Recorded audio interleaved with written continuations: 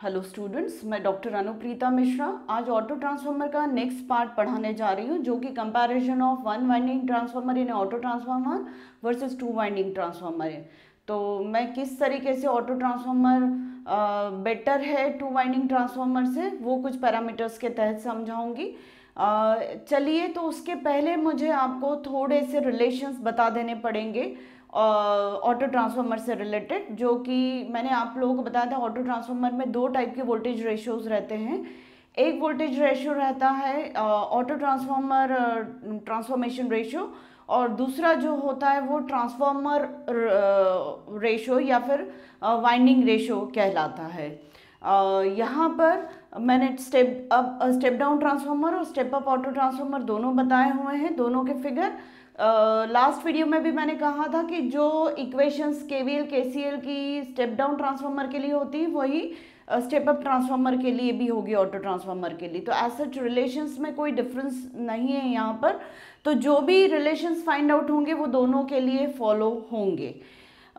KCL के according B point पे अगर मैं केसीएल इक्वेशन लिखने जाऊं तो I L is equal to I H plus I होगी। तो I L is equal to I plus I H है, या I is equal to I L minus I H होगा। अब ये I L minus I H जो है, ये दोनों ही केस में आई एल क्या होगा, लो वोल्टेज साइड का जो करंट होता है वो बड़ा ही होता है। अब अगर मैं केवीएल लिखने जाऊं तो इस पूरे वाइंडिंग को एसी वाइंडिंग बोल रहे, तो ईएसी जो वोल्टेज है वो किसके बराबर है, ईएबी और ईबीसी के बराबर है, वही लिखा। अब मैंने ईएबी को एक तरफ ले लिया और ईएबी को एक तरफ ले लिया और ईएसी माइनस ईबीसी को आरएचएस में ले लिया। अब दोनों साइड में मैं ईबीसी से डिवाइड कर दे रही हूँ, तो यहाँ ईएबी अपॉन ईबीसी और यहाँ पूरे के अपॉन में ईबीसी आ गए। तो ईएबी अपॉन ईबीसी तो एलएचएस में हो गया, और EAC upon EBC minus EBC upon EBC यानी 1 हो गया। तो ये एक रिलेशन हुआ।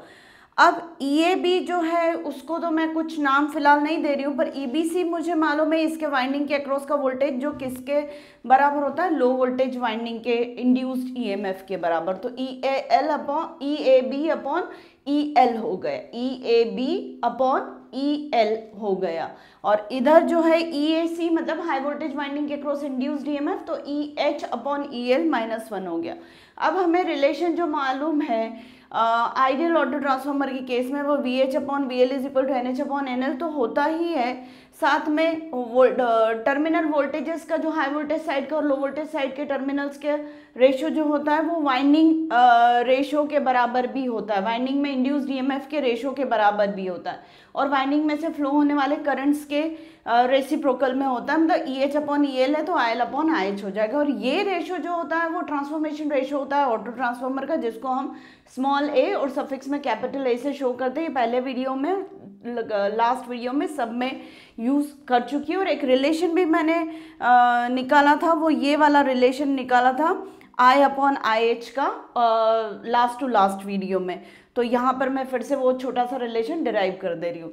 तो हम कहाँ तक आ चुके थे, V H upon V L is equal to N H upon N L equal to E H upon E L, और I L upon I H is equal to A A होगा। अब यहीं से अगर मैं लूँ तो E A B upon E L जो है, तो E H upon E L के लिए मैं ए ए सब्सटीट्यूट कर दे रही हूँ, तो ए ए माइनस 1 मतलब E A B upon E L is equal to A A minus 1 आया, यानी E A B is equal to A A minus 1 into E L हो जाएगा। इसको मैं फर्स्ट इक्वेशन बोल रही हूँ। फिर से अगर मैं इस वाले को उठाऊँ तो I L upon I H is equal to A A होगा, मतलब इससे I H is equal to I L upon A हो जाएगा, या फिर I L is equal to A A into I H हो जाएगा। किसी भी तरीके से जम्बलिंग करके हम इसको यूज़ कर सकते हैं। अब आई एल की जगह मैं आई प्लस आई एच भी लिख सकती हूँ, और आई एच तो आई एच है ही, equal to R H S में ए ए चल ही रहा है। अब यहाँ पर I upon I H plus I H upon I H मतलब 1 हो गया, और ए ए है ही, आई अपॉन आई एच मतलब ए ए माइनस 1 हो जाएगा। मैं इस वाली थर्ड इक्वेशन को 2 इक्वेशन से डिवाइड करूंगी, तो I upon I H upon I L upon I H, तो आई एच डिनोमिनेटर का, न्यूमरेटर का डिनोमिनेटर और डिनोमिनेटर का डिनोमिनेटर दोनों कैंसिल आउट हो जाएगा। तो आई अपॉन आई एल जो मिलेगा वो ए ए माइनस 1 अपॉन ए ए हो जाएगा। ये कुछ रिलेशन है जो आगे मैं काम लेने वाली हूँ।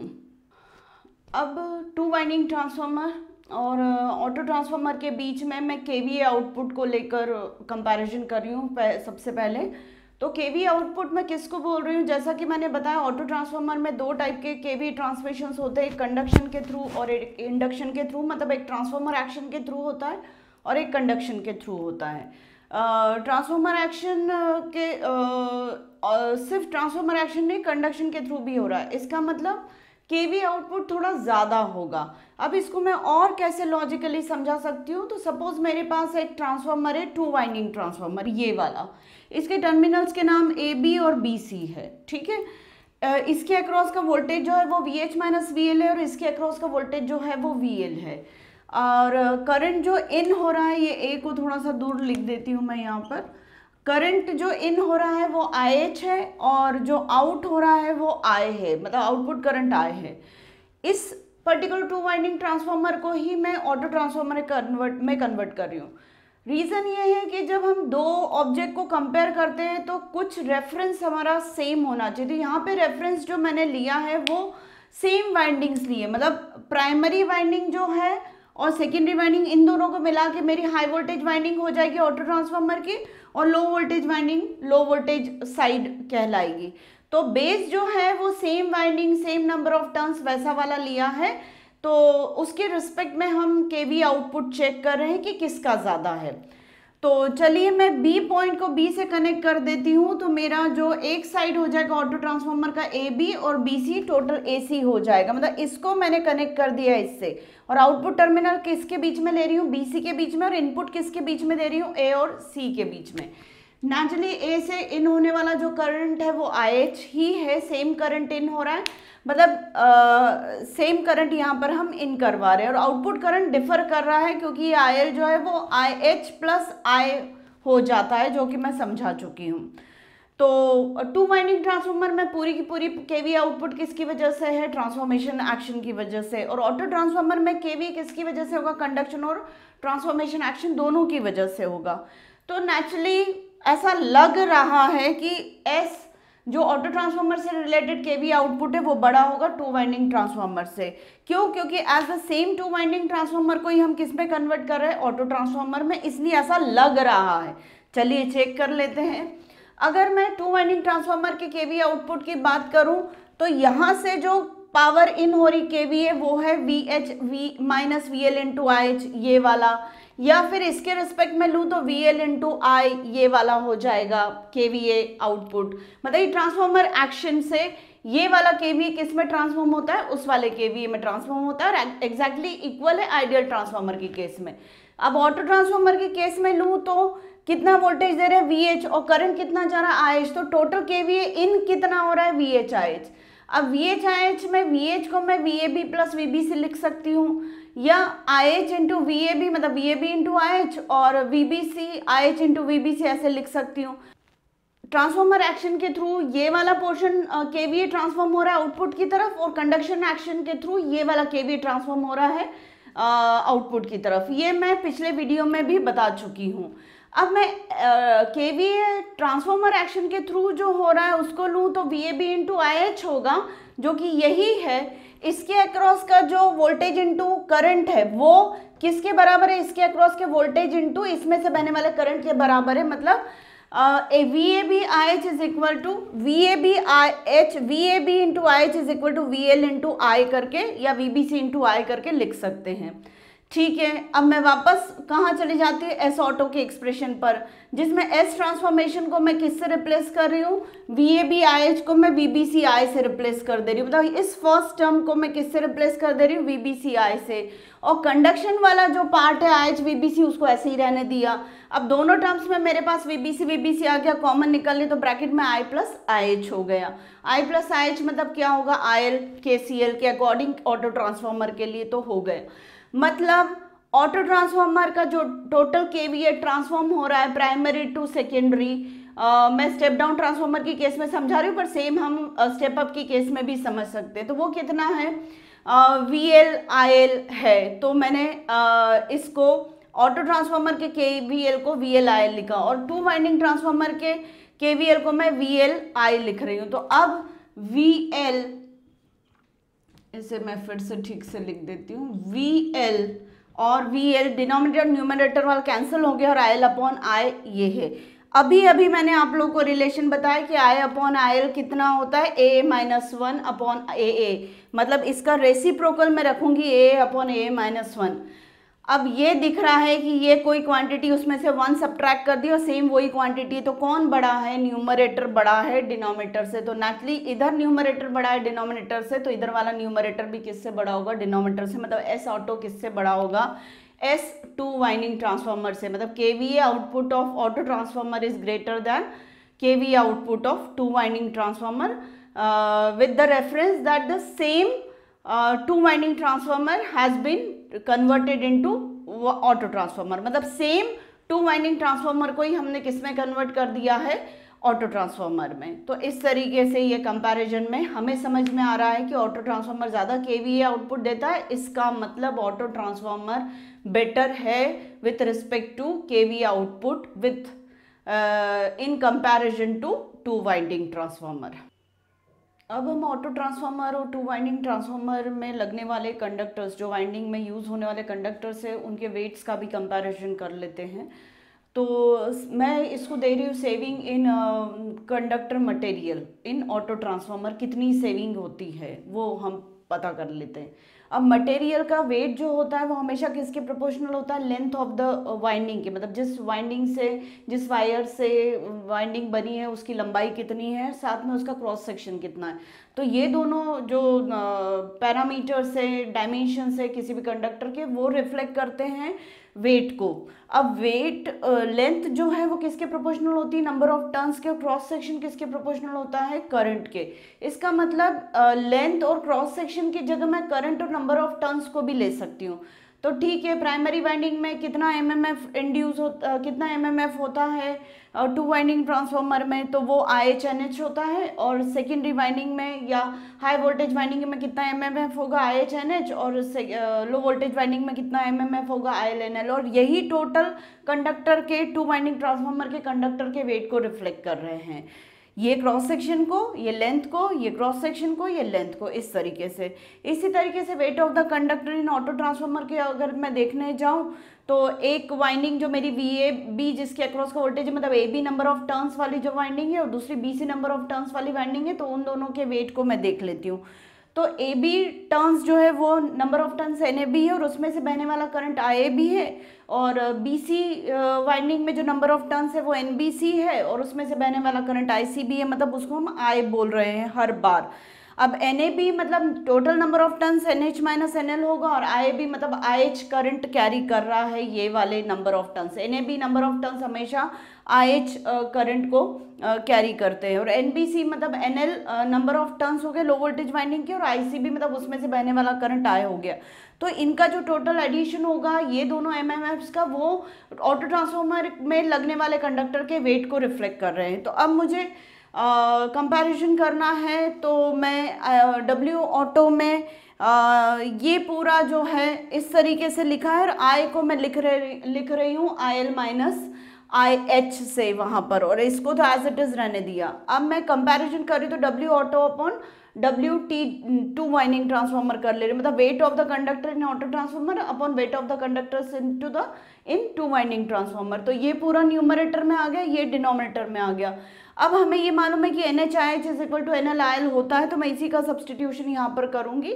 इसे ओपन किया तो मुझे NHIH माइनस NLIH, फिर NLIL और NLIH माइनस साइन के साथ मिला। अब NLIH की दो टर्म है माइनस साइन के साथ, तो ये ट्वाइस NLIH हो गया, और NHIH और NLIL इक्वल है, इसलिए मैंने ट्वाइस ऑफ NLIL लिख लिया इसको, और नीचे भी मैंने NHIH को NLIL से रिप्लेस कर दिया, तो नीचे भी ट्वाइस NLIL हो गया। अब ये सारी टर्म्स हो गई 2 2 2 करके, तो ये अपॉन ये 1 हो गया, और ये अपॉन ये एक्चुअली IH अपॉन IL हो जाएगा। अब IH अपॉन IL जो होता है वो 1 अपॉन AA होता है, ऑटो ट्रांसफार्मर का ट्रांसफॉर्मेशन रेशियो। तो इस एक्सप्रेशन को देख के समझ में आ रहा है कि W अपॉन WT, W जो होगा वो 1 माइनस 1/AA होगा। और अगर मैं इसको पूरा सॉल्व करूँ तो समझ में आ रहा है न्यूमरेटर छोटा है डिनोमिनेटर से, मतलब ऑटो ट्रांसफार्मर में लगने वाला जो कंडक्टर वेट है या कंडक्टर मटेरियल है वो टू वाइंडिंग ट्रांसफार्मर में लगने वाले मटेरियल से कम होगा। अब मैं और ज़्यादा इसको ज़्यादा अच्छे कंक्लूजन की तरफ ले जाती हूँ इस डिस्कशन को, और हम परसेंटेज में बात करते हैं कि कितना कम मटेरियल लगेगा टू वाइंडिंग ट्रांसफार्मर में। सेविंग को दूसरे तरीके से भी हम समझ लेते हैं। अभी W ऑटो अपॉन WTW जो आया वो 1-1/AA आया, तो 1/AA को मैंने मतलब इधर ले लिया प्लस करके, और W ऑटो अपॉन WTW को उस तरफ ले लिया, तो 1 - ये हो गया। अब 1/AA इसको मैंने सॉल्व किया तो WTW minus W auto upon WTW, ये क्या है, difference in actual material quantity है न्यूमरेटर में, तो उसको मैंने सेपरेट लिख लिया। और 1/AA इंटू WTW, मतलब ये जो मुझे फाइंड आउट करके देगा टू वाइंडिंग ट्रांसफार्मर को के मटेरियल को, weight of the material of two winding transformer को अगर मैं 1/AA से मल्टीप्लाई करती हूँ तो मुझे बचत सेविंग समझ में आएगी कि ऑटो ट्रांसफार्मर में कितनी होगी। ये सेविंग इन ऑटो ट्रांसफार्मर वो हम देख रहे हैं। तो अब AA जो है वो VH/VL होता है, हमें मालूम है, तो इस तरीके से हम फाइंड आउट कर सकते हैं।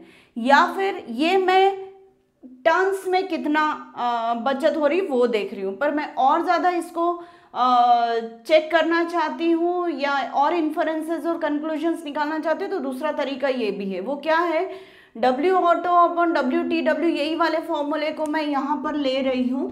तो W ऑटो अपॉन WTW को मैं 100 से मल्टीप्लाई कर रही हूँ, और इसको मैं AA माइनस 1/AA इंटू 100 कर रही हूँ, मतलब मैं परसेंटेज में चेकआउट कर रही हूँ कि और मतलब टू वाइंडिंग ट्रांसफार्मर का कितना परसेंटेज में मुझे, अगर ये 100% मटेरियल यहाँ लग रहा है तो W ऑटो कितना परसेंटेज होगा उसका। तो AA की वैल्यू मैं सपोज 3 मान के चल रही हूँ, तो यहाँ 3 होगी, ये 3 - 1 होगी, मतलब कितना आ जाएगा, ये 66%। क्या मीनिंग है इसका? इसका मीनिंग है कि अगर 100 kg मटेरियल लग रहा है टू वाइंडिंग ट्रांसफार्मर में तो 66 kg लगेगा ऑटो ट्रांसफार्मर में, ये मीनिंग है इसका। अगर मैं VH/VL को 2 लेती हूँ, मतलब AA की वैल्यू 2 है, तो 2 यहाँ डिनोमिनेटर में आएगा, 2 - 1 न्यूमरेटर में आएगा, तो ये 50%। मतलब टू वाइंडिंग ट्रांसफार्मर में अगर 100 kg मटेरियल लग रहा है तो ऑटो ट्रांसफार्मर में 50 kg लगेगा, एग्जैक्टली हाफ।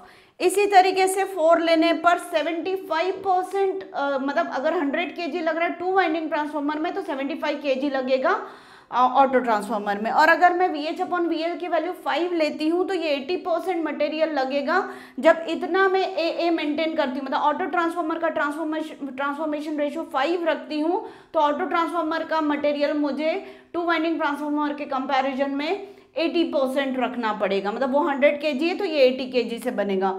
ऑटो ट्रांसफार्मर का ट्रांसफॉर्मेशन रेशियो अगर 4 लेती हूँ तो फिर मुझे या 4 ट्रांसफॉर्मेशन रेशियो का ऑटो ट्रांसफार्मर बनाना है, तो टू वाइंडिंग ट्रांसफार्मर के कंपैरिजन में मुझे 75% लगेगा। मतलब मीनिंग क्या है इसका कि मुझे 75% kg, मतलब 75 kg वेट होगा ऑटो ट्रांसफार्मर का। तो मुझे ये समझ में आ रहा है कि जब हम ऑटो ट्रांसफार्मर का ट्रांसफॉर्मेशन रेशियो 2 लेते हैं तो सबसे ज़्यादा बचत हो रही है मटेरियल में। इसके बियॉन्ड हम जाते हैं ऑटो ट्रांसफार्मर के ट्रांसफॉर्मेशन रेशियो पर तो हमारी मटेरियल में बहुत ज़्यादा बचत नहीं होती है। तो ये पूरे इन्फरेंसेस और कंक्लूजन से कंपैरिजन है टू वाइंडिंग ट्रांसफार्मर का और ऑटो ट्रांसफार्मर का। अब हम ऑटो ट्रांसफार्मर का एडवांटेजेस, डिसएडवांटेजेस और एप्लीकेशन देख लेते हैं जल्दी से। ऑटो ट्रांसफार्मर में लेस मटेरियल लगता है और सेविंग और ज़्यादा तब होती है जब ऑटो ट्रांसफार्मर का ट्रांसफॉर्मेशन रेशियो छोटा होता है। कॉस्ट तो कम हो ही जा रही है क्योंकि मटेरियल कम लग रहा है, रिडक्शन ऑफ कंडक्टर हो रहा है, कोर भी छोटा हो रहा है, तो नेचुरली लॉसेस दोनों टाइप के कम हो रहे हैं, आयरन लॉसेस और कॉपर लॉसेस, तो इफिशियंसी ऑटो ट्रांसफार्मर की हाई होती है। अब एक ही कोर पे दोनों वाइंडिंग मतलब प्राइमरी और सेकेंडरी लपेटी हुई है तो नेचुरली लीकेज ऑफ फ्लक्स भी कैसा होगा, कम होगा, और वाइंडिंग मटेरियल कम है तो रेजिस्टेंस कम है तो वोल्टेज रेगुलेशन बेटर मिलेगा ऑटो ट्रांसफार्मर की केस में। और वेरिएबल कॉन्टैक्ट्स जो होते हैं वो यूज़ हो सकते हैं क्योंकि हम जॉकी के थ्रू उसका बी पोजीशन को हम बदल सकते हैं, तो वो भी हमारे लिए एक एडवांटेज है। डिसएडवांटेजेस क्या है, रिड्यूस्ड इम्पिडेंस की वजह से क्या होता है, short circuit current high flow हो सकता है जो उससे कनेक्ट जो आगे किसी और डिवाइस को पावर सिस्टम में डैमेज कर सकता है। और लॉस ऑफ आइसोलेशन मतलब टू वाइंडिंग ट्रांसफार्मर में प्राइमरी वाइंडिंग का सर्किट सेपरेट होता है, सेकेंडरी वाइंडिंग का सेपरेट होता है, पर यहाँ पे प्राइमरी और सेकेंडरी वाइंडिंग कनेक्टेड होने की वजह से लॉस ऑफ आइसोलेशन है। ये दो डिसएडवांटेज है। एप्लीकेशंस में क्या हुआ है, starting of Motors, induction motor, synchronous motor की स्टार्टिंग में हम इसको ऑटो ट्रांसफार्मर को सप्लाई और मोटर के बीच में लगा के यूज़ कर सकते हैं। वही मैंने आप लोग को वेरिएक वाला भी बताया था कि हम वेरिएक जैसा भी ट्रांसफार्मर को यूज़ करते हैं। अब हमें कभी कभी बूस्टिंग ऑफ सप्लाई वोल्टेज करना पड़ता है डिस्ट्रीब्यूशन सिस्टम में, तो हम ऑटो ट्रांसफार्मर का यूज़ करते हैं अगर वोल्टेज ड्रॉप्स को हमें सप्रेस करना है या ओवरकम करना है तो। और interconnection of different voltage levels वाले जो सब स्टेशन है 132 kV और 230 kV वगैरह वाले, तो उनको भी इंटरकनेक्ट करना हो तो हम ऑटो ट्रांसफार्मर्स के थ्रू कर सकते हैं। तो ये सारे एडवांटेजेस, डिसएडवांटेजेस और एप्लीकेशंस है। तो इस तरीके से मैंने ऑटो ट्रांसफार्मर आपको 4 वीडियोस में कंप्लीट किया। अभी मैं ऑटो ट्रांसफार्मर से रिलेटेड प्रॉब्लम्स को कुछ दिनों बाद लूँगी। जो स्टूडेंट्स की मेरे पास डिमांड आ रही है कि मैं पहले इंटरकनेक्शन ऑफ 3 फेज ट्रांसफार्मर को ले लूँ, तो अब अगला वीडियो मैं वही ला रही हूँ, इंटरकनेक्शन ऑफ 3 फेज ट्रांसफार्मर्स को लेकर। तो अभी जितना भी मैंने पढ़ाया है ऑटो ट्रांसफार्मर का जो क्वेश्चन आता है अलग अलग यूनिवर्सिटीज़ में, वो शॉर्ट नोट को लेके मेनली आता है। तो शॉर्ट नोट ऑटो ट्रांसफार्मर का इन 4 वीडियोस के तहत आप लोग अच्छे से समझा सकते हैं। फर्स्ट वीडियो का जो पोर्शन है और सेकंड वीडियो का जो पोर्शन है वो मैंने पूरा कॉन्सेप्चुअल आप लोगों को लिया था। थर्ड वीडियो और फोर्थ वीडियो जो है मेनली वो आपके शॉर्ट नोट का पोर्शन है। तो आप इस तरीके से ऑटो ट्रांसफार्मर का शॉर्ट नोट खुद से पहले अपनी कॉपी में नोट्स बना लीजिए और एग्ज़ाम में फिर आप लोग बहुत अच्छे से अटेम्प्ट कर सकते हैं। पर जो शुरू के 2 वीडियोज़ है वो मेरे कंसेप्ट्स को लेकर है।